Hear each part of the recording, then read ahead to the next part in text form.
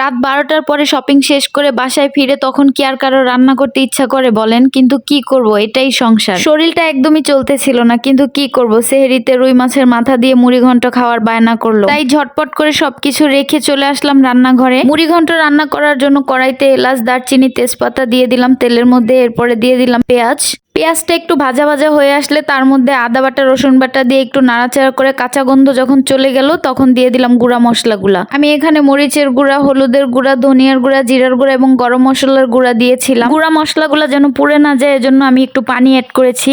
মশলাটা ভালোভাবে সময় নিয়ে কিছুক্ষণ কষিয়ে নিতে হবে। আমি একটা কথা সবসময় আপনাদের বলি, যত সময় নিয়ে মশলাটা কষাবেন তরকারি তত মজা হবে। মশলাটা কষানো হয়ে গেলে এর মধ্যে আমি দিয়ে দিলাম মুগের ডাল। এই মুগের ডালটা আমি ভালো করে টেলে নিয়ে আধা ঘন্টার মতো পানিতে ভিজিয়ে রেখেছিলাম। এরপরে ভালো মতো ওয়াশ করে আমি দিয়ে দিলাম। এখন আমার হাতে বেশি সময় ছিল না, তাই বেশিক্ষণ ডালটা ভিজিয়ে রাখতে পারিনি। আপনারা টেলে নিয়ে মিনিমাম 2 ঘন্টা ভিজিয়ে রাখার চেষ্টা করবেন, তাহলে ডালটা একদম সফট হয়ে যাবে। মশলার সাথে ডালটা ভালো মতো কষানো হয়ে গেলে এর মধ্যে একটু গরম পানি অ্যাড করে দিলাম ডালটা সিদ্ধ হওয়ার জন্য। ডালটা সিদ্ধ হতে হতে আমি কিন্তু ফ্রিজ থেকে রুই মাছের মাথাগুলো বের করে ভালো মতো ওয়াশ করে এরপরে মশলা মাখিয়ে রেখেছি ভাজার জন্য। কিন্তু আমি এটা শুট করতে ভুলে গিয়েছিলাম। কি করব, শরীরটা এত টায়ার্ড ছিল, চলতেছিল না, তারপরেও জোর করে আমি রান্নাটা করতেছিলাম। মাছের মাথাটা রেডি করতে করতে আমার ডালটা একদম পুরো সফট হয়ে গিয়েছে। ওইদিকে আমি মাছের মাথাটা ওয়াশ করে হলুদ, মরিচ, লবণ, জিরার গুঁড়া এগুলা সবকিছু ভালো মতো মশলা টশলা মাখিয়ে রেখেছি। আমি ওটা ভাজবো।